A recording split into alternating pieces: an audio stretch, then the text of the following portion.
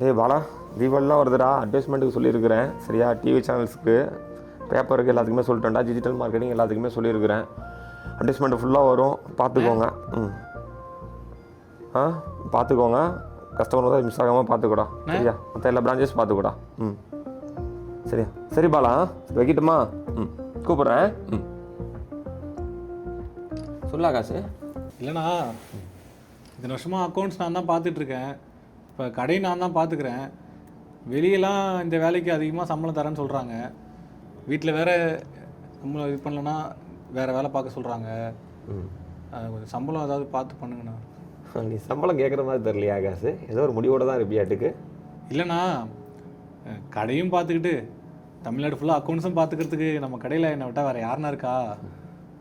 அதாண்ணா. நேற்று தொழிலுக்கு வந்து இன்றைக்கி நான் முதலாளி ஆனவன் இல்லைடா, 18 வயசுலேயே வந்தவன் நான்.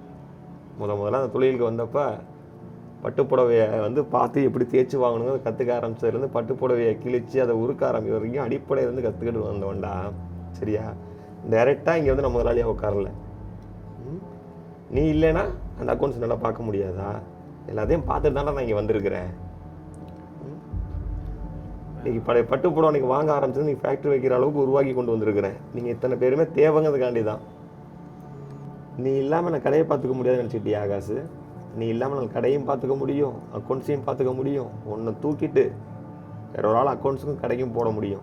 நீ நாளையிலேருந்து வேலைக்கு வர வேணாம் ஆகாசு. ஐயோ அண்ணா, அதெல்லாம் இல்லைண்ணே. வீட்டில் கொஞ்சம் கஷ்டம்ண்ணே, பண தேவை இருந்துச்சு, அதனால தானே சம்பளம் அதிகமாக கேட்டேன்.